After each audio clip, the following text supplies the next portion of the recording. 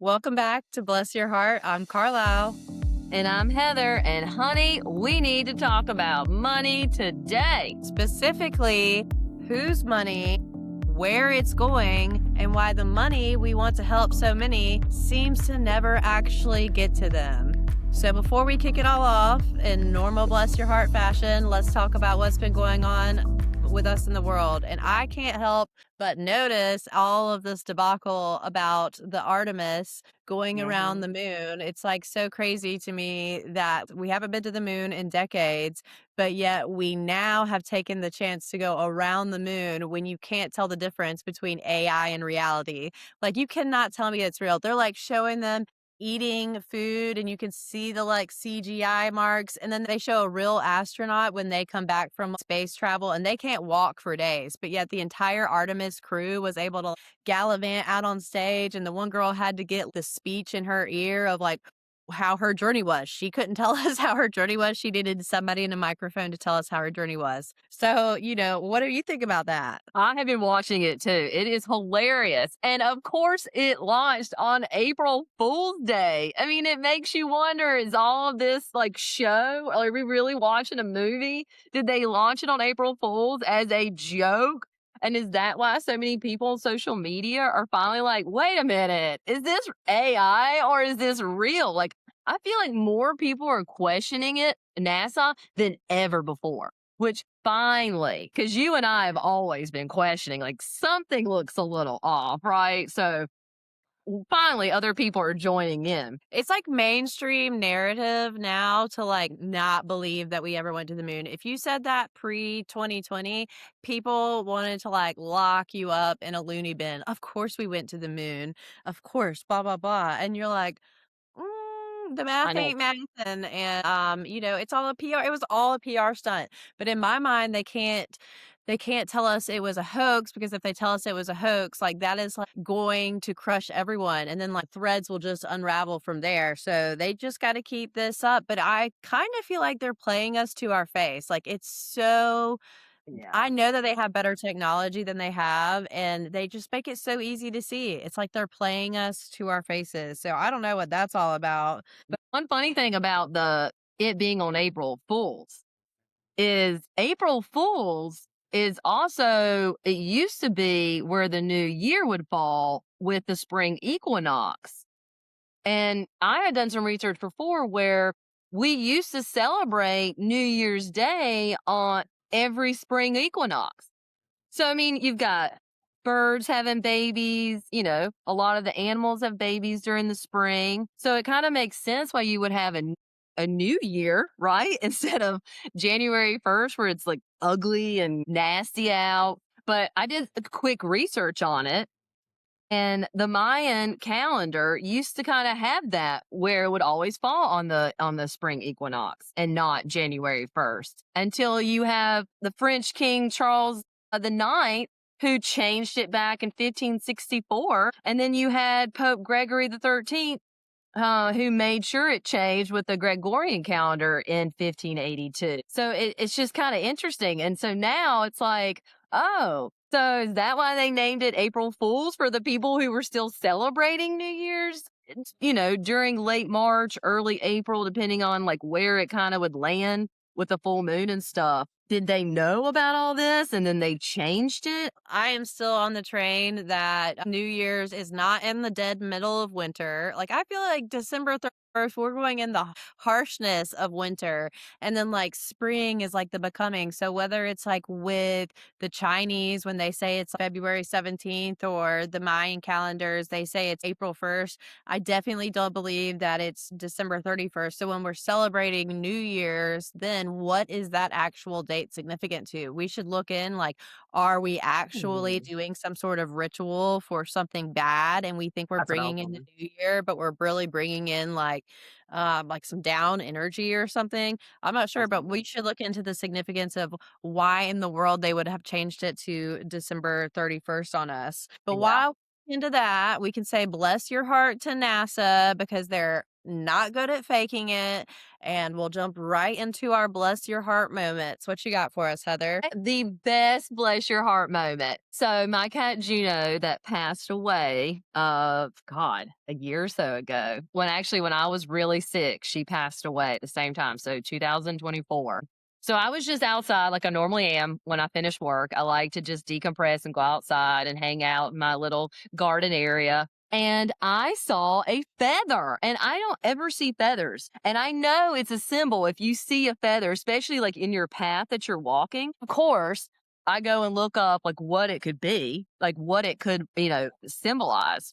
It basically, if you ever run across a feather in your path, that it could be a sign from someone who has passed away, a loved one that has passed away, or it could be maybe like your guardian angel. So I saw that one and it was a great one, right? So I was sitting down and I was meditating after I got it. I'm like, you know what? After I looked it up, I was like, wow, okay.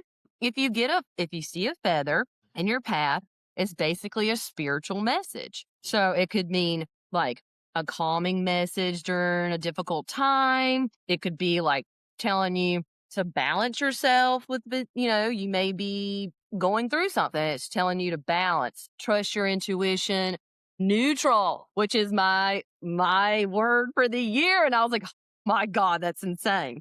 So that is specifically what that gray feather meant, was to be more neutral, calm, just try and keep your shit together, basically, right? Because there's a lot going on in my life that I cannot control. When I thought about that it could be a guardian angel, when I was just kind of meditating, when you just kind of get this overwhelming feeling of a loved one that's passed, and you just start thinking about them all of a sudden, and you even kind of tear up because like you start thinking about them and how much you miss them. So Yeah. that was happening. And I learned by reading Dolores Cannon books that like when that happens, that means that like that person who passed away, like they're actually around you. And that's why you're all of a sudden like feel like you should cry, or you're like getting goosebumps, like you just emotions kind of overwhelm you. And so I was like, Gino, if this is you, then from now on, when you come to visit me, put a feather in front of me and make sure it's always gray. And Carlisle, I shit you not, when I got done meditating, like literally probably 15, 20 minutes later, I'm walking around the yard doing whatever, and I saw another gray feather. And that confirmed to me that that was Juno. So that's a sign for me now that I know. But it's also a sign of like, just remember to be neutral, remember to be just more balanced, and just, like I said, stay neutral, because that's my word of the year for whatever reason. But when I was texting you later that day, we were talking about, because we're getting ready to go to Key West. So we were talking, and a ladybug literally lands right here on my chest, basically. And I was about to like swat it away. And so I noticed it was a ladybug, and I let it climb on my finger, and it kind of hung out for a minute. So I've got to look and see what that means. Lo and behold, a ladybug landing directly on you, come to find out, is one of the luckiest things that you can have happen to you. And it's across several cultures: Native Americans, the Asian culture, European culture, like old traditions. They all say that ladybugs landing on you are good luck and fortune, that wishes are being granted, that things that I have meditated are coming to me, divine protection. So the fact that I had a gray feather, which is preparation message, and then I had a ladybug land on me, which is confirmation, change is coming my way, and it's going to be amazing. I am super, super duper excited for my next chapter. Well, bless your heart in a good way. And I'm going to piggyback off of that. I'm going to piggyback off of the angels, guardian angels. Like I always am seeing signs, and it's It's funny, not for me, but I won't see my little homeless buddy Ted for a long time, and then I'll randomly run into him, and he's always like, "It's divine intervention." He's like, "God sends you to me at the most crazy times." He's like, he always laughs. "I can't believe that you just showed up right now." And it's always in crazy random places. So I take that as like a sign of I'm an angel to some people too. So when you hear the voice inside of you that says to help someone, you should help someone because like you could be their guardian angel and Yeah. you never know how it's going to work out. My dad has been coming to me. He loves to give me some tea for the podcast or something to talk about. And today, or not today, but recently, he was like, "Oh, Carla, you have to talk about angels." He's like, "I've been seeing angels. Like I see things in our house and stuff." And he's like, "For sure that they're angels," which reminded me of a couple of stories. Just quickly, it's like my mom, we were young and we had a flat tire on the way to Chateau Elan, which is in Georgia. We were dropping off my cousins. We got a flat tire, my mom and three young girls. And this guy not only comes to help us, but comes from the other direction, got off the off ramp and came back around and said he saw us to help us. And after he changed our tire, I'm not even kidding you, when we turned around, he was just gone, like gone, nowhere. Like you didn't see his truck pull off or anything. Now I'm young, so I'm sure I may remember it differently, but my mom swears it was the same way. And then when I was in fourth grade, my dad was really sick in the hospital and they could not figure out what was wrong with him. He was on they joked that he was on every floor except for maternity because they just kept passing him around. It ended up being a leaky valve in his heart, but it had leaked to his back. And so it was the craziest thing. And my mom was like giving up hope that they were going to figure out what was wrong with him. And this janitor came up to my mom when she was crying in the hallway and was like, "Everything is going to be okay." And I'm not kidding you. The next day, everything turned around for my dad for the better. Like he had to relearn to walk. It was like a crazy journey. But my mom went to find this man and he did not exist. Like no one in the hospital knew of him, or like when she described him, no one was familiar with him. So it's just like angels are everywhere. Have looked that if you have psychic abilities, that you're more in tune with the other side. So I'm wondering if my dad has some like psychic abilities he doesn't know, but it says as the veil is thinning, you start to see Mhm. more things. So maybe that also has to do with the great awakening that we're going through, that there's this other dimension that we haven't been able to tune into, that now we're like people are starting to tune into it. Like angels are out there, and if you don't believe in them, shame on you, because every day I go out, I'm like, "Guardian angels, please be with me, keep me safe." And they have gotten me through some crazy times in my life for sure. For sure. For sure, my guardian angels, like, they work overtime. But while we were talking about my mom, we can kinda segue into tonight's topic. She took me to the Daughters of the American Revolution meeting. She has been dying to become a member of the Daughters of the American Revolution. We have several ancestors that were in the Revolutionary War. So she finally got accepted in, and then it's like her dream for me to be a part of this. So I was like, "Whatever, I'll go with you, sign up for this society." Hopefully it's not like signing my soul away or something, but as far as I can tell, they're into historic preservation, education, and like, you know, keeping things real and keeping the change going, which I'm down for. They're like apolitical, which I also like. But while we were there at the meeting, it's like all these, I'm not kidding you. The average age has to be like 65 years old for this society.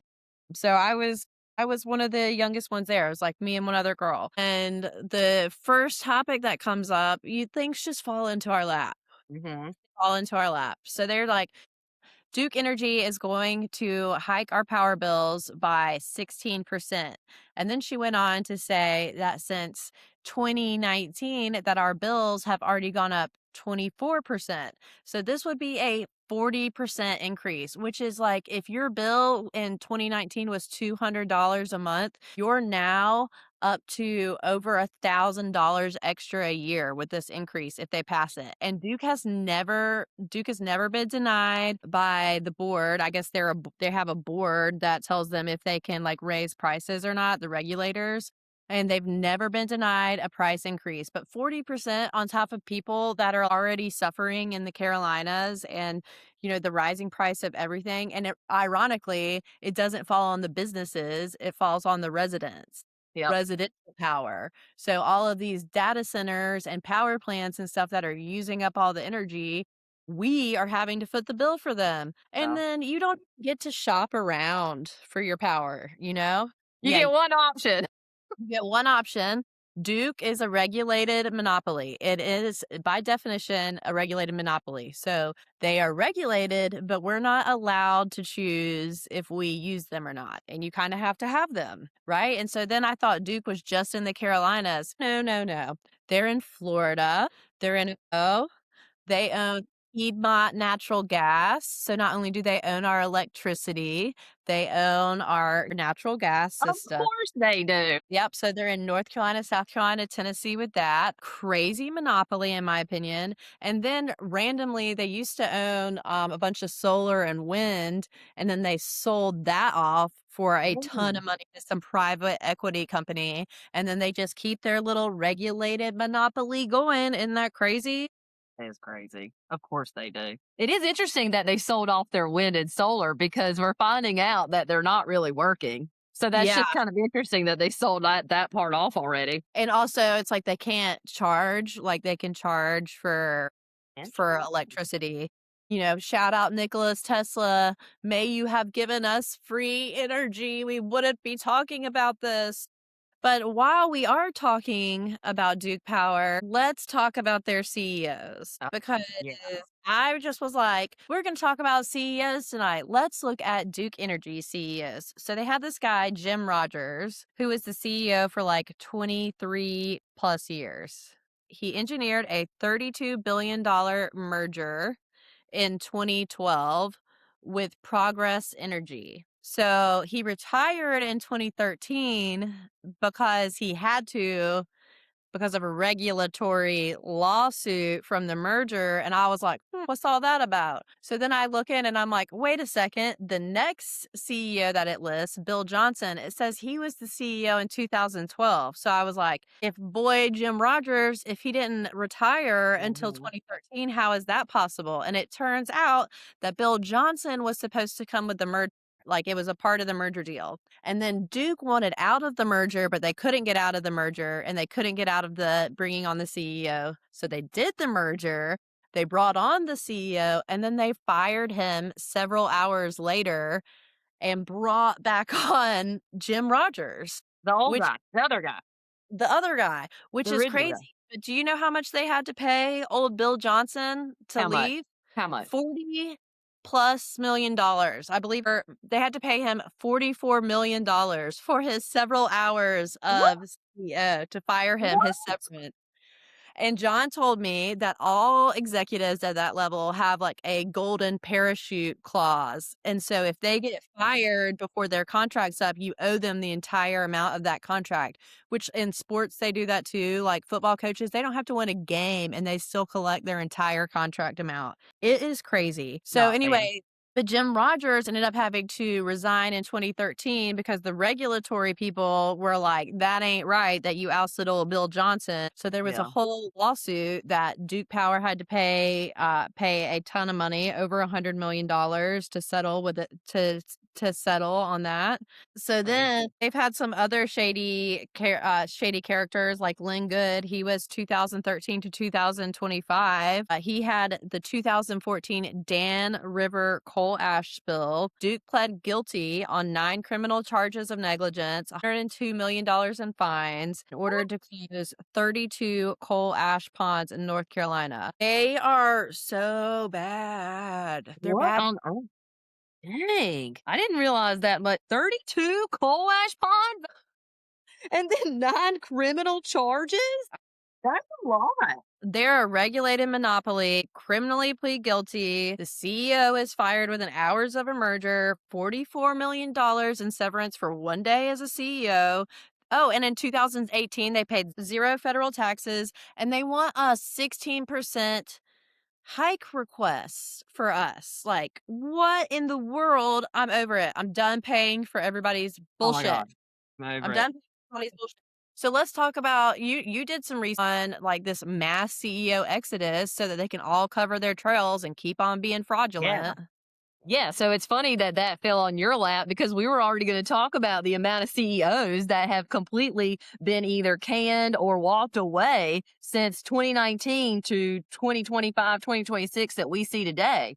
Because we brought this up on a past episode. So if you look at some of the sources that we use were Challenger and Gray and Christmas, but so in 2019, the highest ever at that time was 1,640 CEOs exit. Then in 2020, it's kind of like the pandemic kind of froze everything, which you only kind of had 1,314 CEOs leave. And then 2021, it's kind of starting to rebound a little bit. It's 1,337. And then it goes down a little bit in 2022. So you think, okay, this is when the presidents, right? So that all changed in 2020. And then you've got a new president, Trump, coming in too. So think about that at the same time. In 2022, you had 1,234 leave, which is kind of like the calm before the storm because, oh boy, did they start leaving after that. In 2023, we had a new all-time record, a 55% spike. We had 1,914 CEOs exit. That's a lot, but it keeps going up. You look at 2024, another all-time record. It went up even 16% from 2023. We had 2,221 CEOs exit. Now, I don't know what really happened, if they really just needed to retire. I don't think that many just really needed to retire, but in 2025, if you keep going, it's 2,032. So if you look at between 2019 to 2025, we had 11,700 plus CEOs exit. Something's going on. I don't know what. Now, we have an idea, right? We've heard several conspiracy theories where, like, this is all show.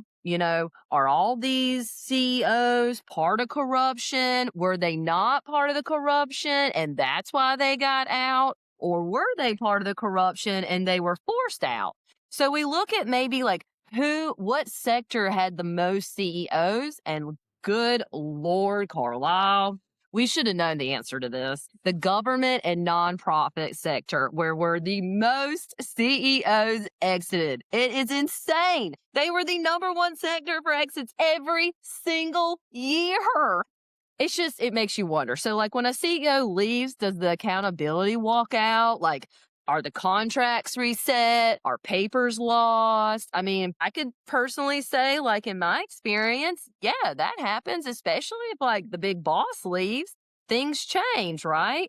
If I leave a company, everybody doesn't have all my email trails. Everybody doesn't have everything I say. They don't know all the contracts and deals I made. So things fall through the cracks. People may replace you that have never even been in that industry before or, with that company before. So they have no idea what was going on. You've got new faces and the same system, but the money keeps flowing. And then the investigations stall. And if you look at 40% of the 2024 departures were all forced out by the boards, come to find out. So at least we know for that one. And we're just saying, like, what the heck is going on? Like, we're just following the math. I know. And another side note, because we're about to jump into the nonprofit CEOs, but I watched this video on social media, and it was like all of these billionaires and executives that died, like tons of them that died in 2025. But it's almost like, are things resetting? You don't know.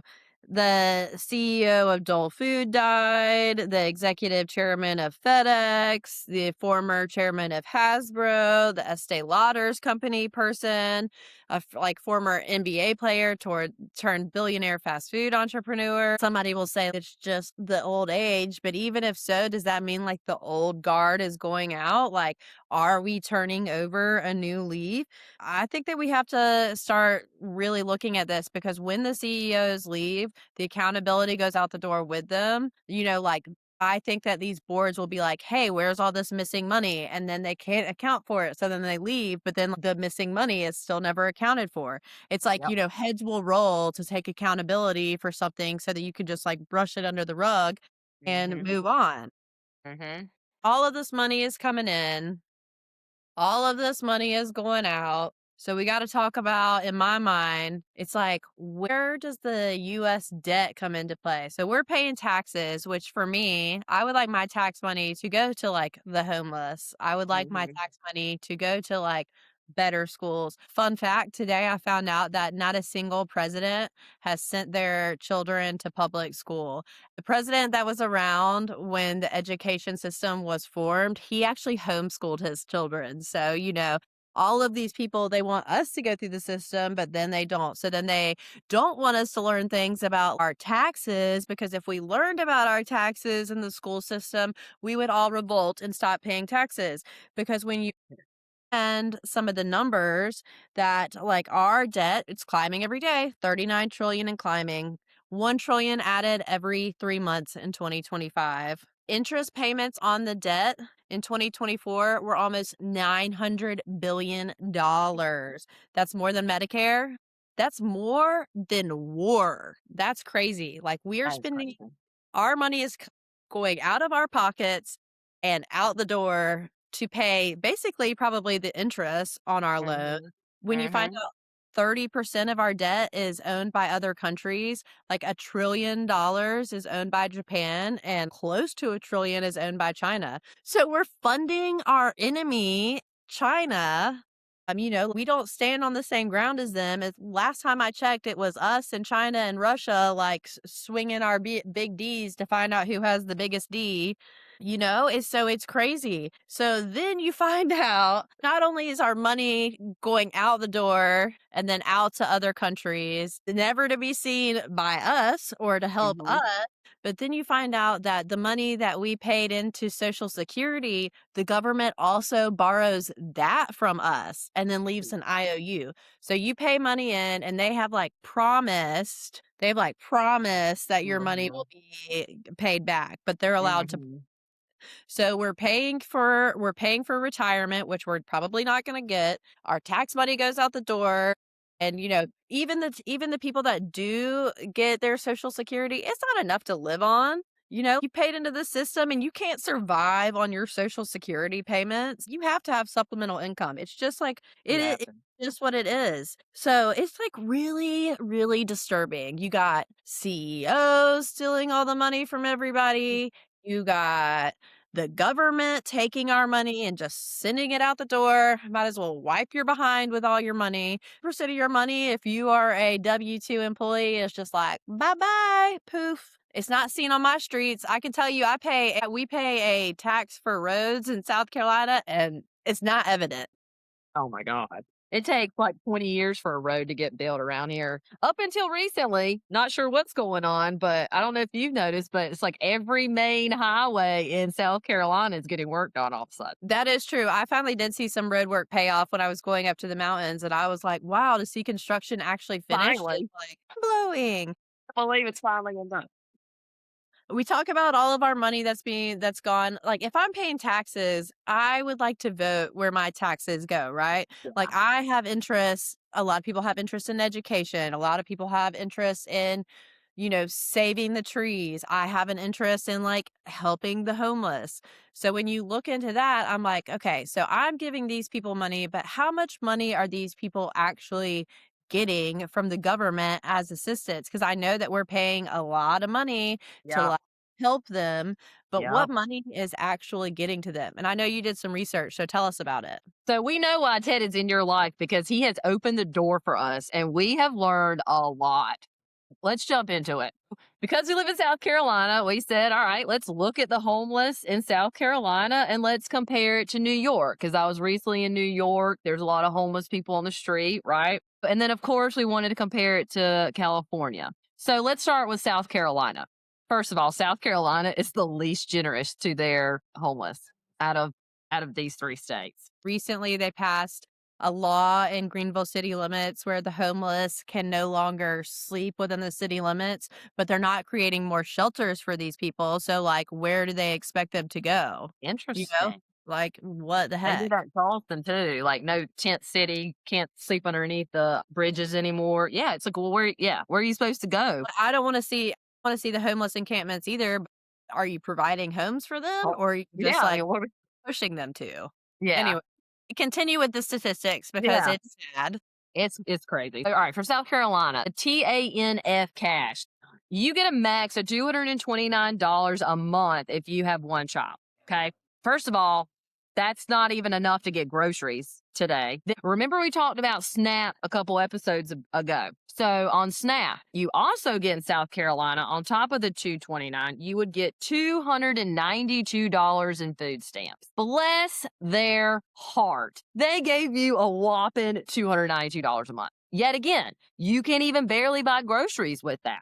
Then you look at the total spend for a single homeless adult is roughly $500 to $4,500. Okay. So that's what a homeless person gets that our tax dollars go to in South Carolina. $3,500 to $4,500.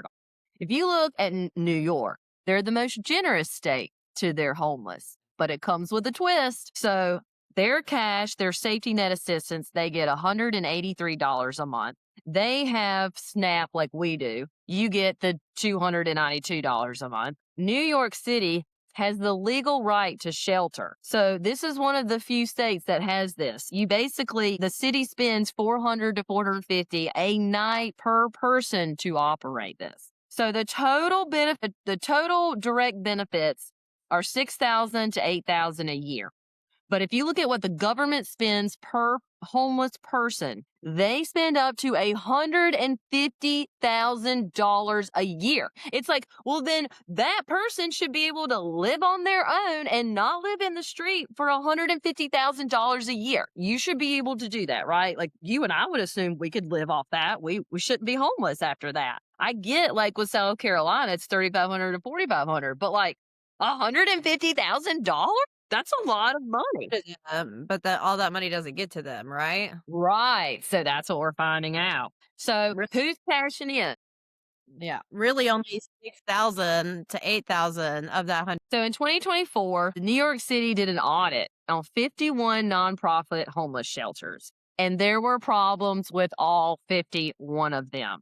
And what we're finding out in New York, and what's funny is Greg Gutfeld on the Gutfeld show was talking about this too, which I was like, perfect. This is what we're talking about on our podcast. Well, he specifically just talked about New York City. Well, the CEOs, the executives of these nonprofits, right? These that help these homeless people. They are getting paid more than any other state. They are getting paid six figures. They are getting paid over $700,000 a year, while let's say 8 others are getting paid $500,000, but it's six figures. So we name a couple of these different groups. You've got Core Services Group CEO was over $1 million.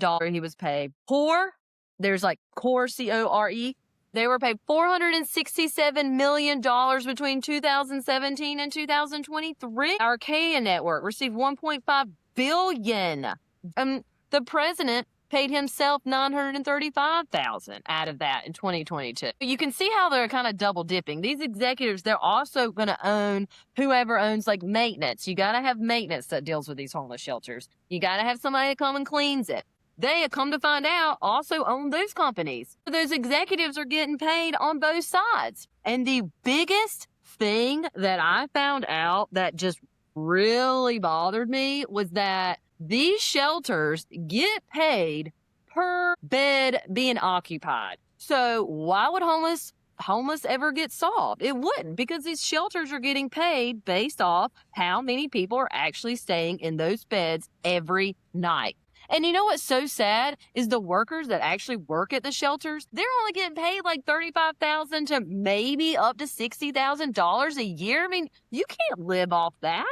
While the CEOs are getting 7 figures. And then there were a couple quotes we found. There was one city council member. He said, blank checks to these outside vendors flows like freshwater stream.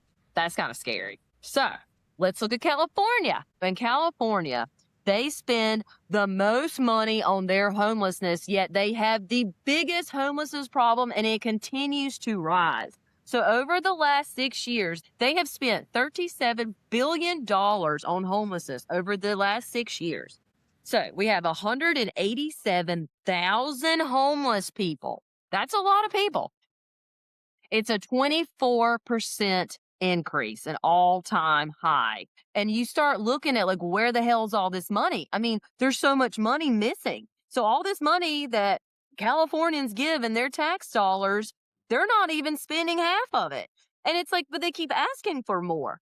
The DOJ launched a homelessness fraud and corruption task force, and they found 40 million plus dollars were misappropriated. So we are finally starting to see some things happening because that what they found is that there was $2.3 billion missing that they couldn't account for that was supposed to go to the homelessness between 2020 and 2024. And yet they continue to ask for more money, and their homeless problem continues to increase. Out of all the homeless people that they have, they said, "Oh, but we found permanent housing for these people."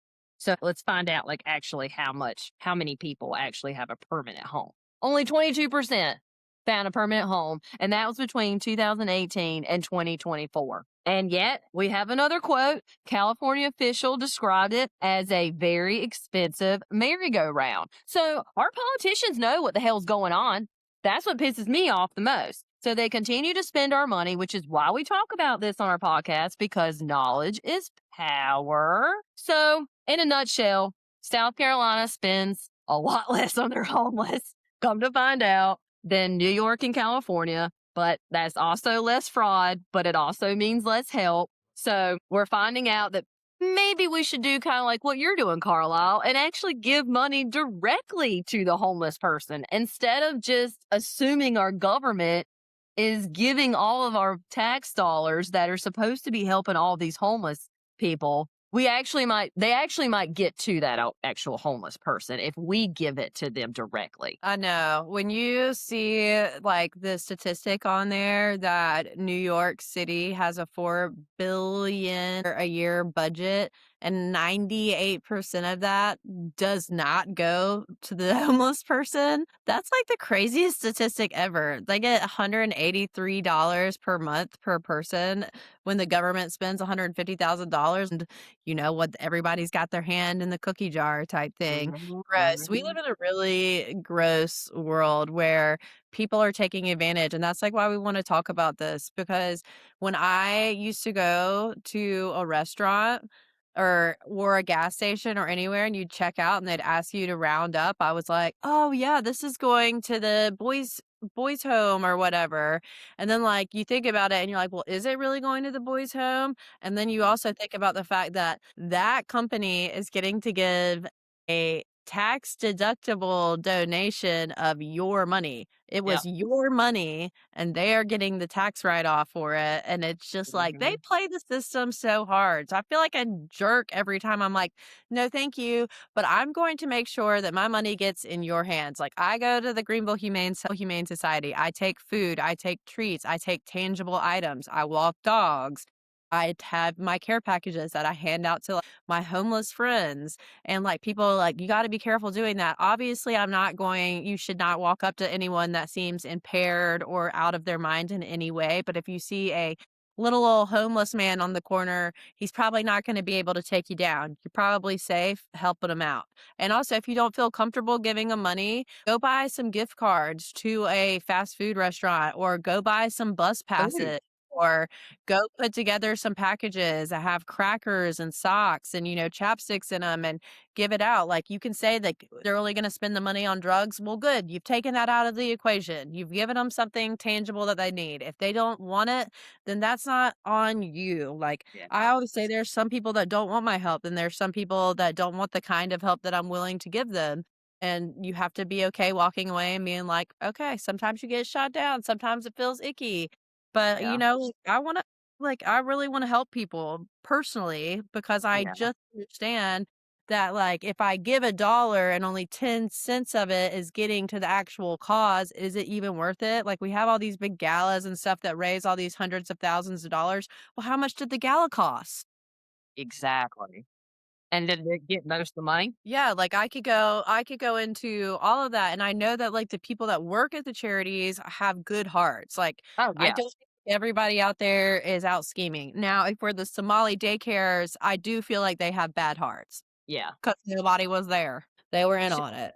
Shout out to Nick Shirley for that, man. And because now he's in New York, so he's doing what we're doing. We're like calling him out, man. I mean, Yeah. it takes normies like us. I mean, we're so sick and tired of the politicians or whoever is supposed to be doing this that we elected to do this for us because we have full time jobs. And then a lot of people have families they have to go home to, and kids they have to take care of. Who has time to do all this research? But you and I are fed up with it. And we don't have little kids. So we're spending our nights doing research after working to do these kind of things because knowledge is power. And the only way we change things is to know what's going on and know that they're hiding all this money and that, like, oh my God, why are we giving money to the homeless? It's the homeless for crying out loud.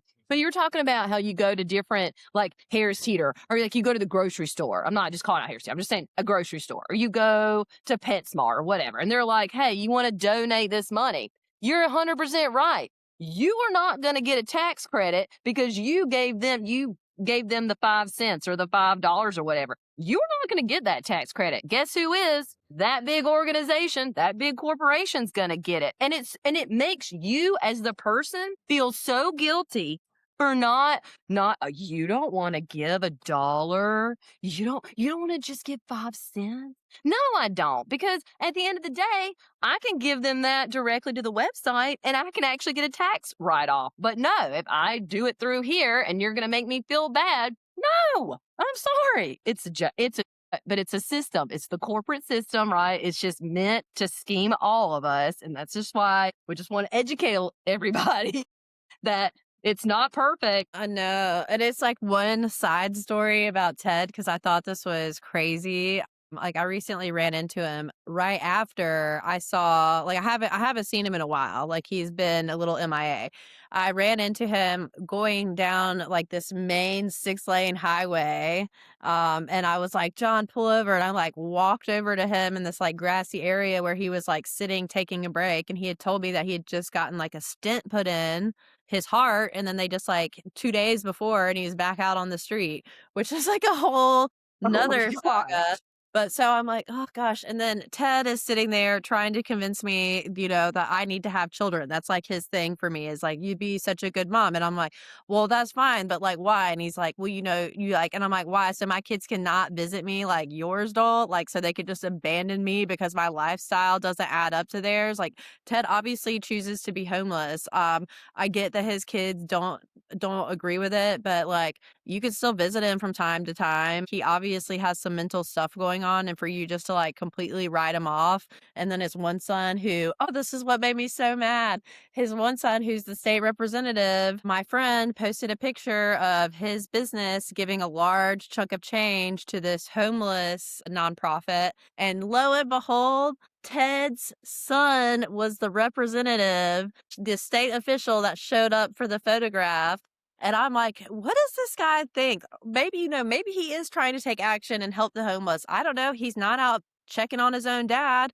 Like, I'm out there making sure Ted's alive. Ted has like some other angels in his life, random people, not even his relatives, that just like stop and help him because it's the right thing to do. We can't help that he's being scammed. He is mentally there, but like, I can't help that he's being scammed by these women and he just can't see it. Yeah. Obviously, he was in the Vietnam War. He told me that he gets money for Agent Orange, like a settlement from Agent Orange. Yeah. Clearly, some things happened in Vietnam, I'm thinking, Oh that yeah. messed him up. But still, I feel like his kids should be there checking on him. And I feel like I talk about Ted a lot, but it's because like Yeah. I'm out there on the street, like putting money in people's hands, and like I want to get to know these people. Ted suggested that there should be like 24-hour type shelters here. That the problem with homelessness on the street is all the homeless are stealing from the other homeless. So like that is like a huge problem. You can't even get ahead when you're homeless because your shit's being stolen all the time. Jeez. Back to like what you can do to help though. You can, if you do want to give to your charities, like I have my charities that I love. I love the Meyer Center where my niece goes. I see the things right in front of my eyes of where my money is going.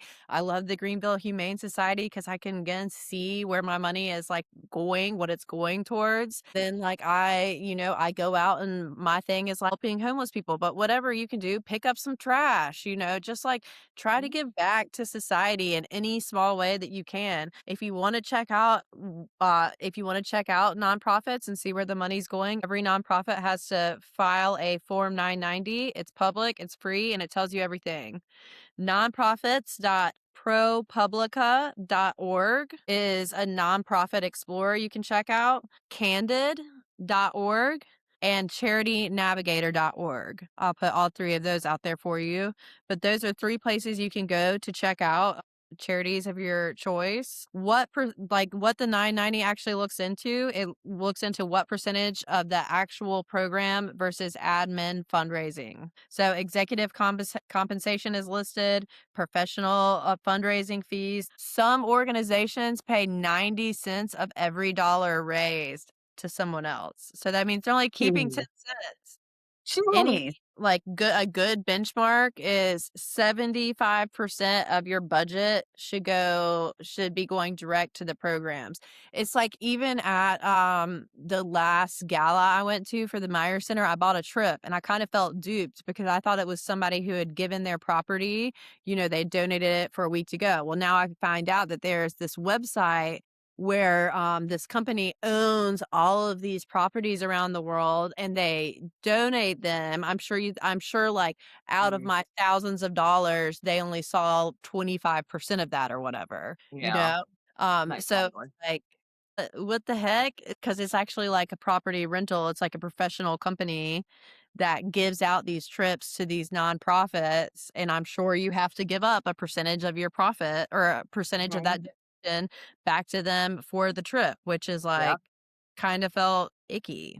There's a lot of things that you can do, but if a program doesn't have at least 75% of it going to the program, it's not great. There are some programs out there, these huge nonprofits that like are name brand that are giving like 80% do not go to the programs. Wow. It's really crazy, but we just want to keep everybody questioning. What we've learned today is that CEOs resign and then all accountability goes out the door with them. We've learned that we give money in the form of taxes and donations, and we do not see the benefit of it, and the people who need the money do not see the benefit of it. So it's like you just got to start tracking your money because the world is expensive, and all we want to do is make sure that your hard-earned dollars are getting to the right people. Yes, because we all work very hard for the little bit of money that we do get after the government takes out all the taxes that they do take out. So bless your heart if you've been giving and had no idea where it was going. So have we. And now we know. We know that we got to look into things. You got to use your noggin. That's all we're asking. So share this with somebody because knowledge is power. Bless your heart. We'll see you next time.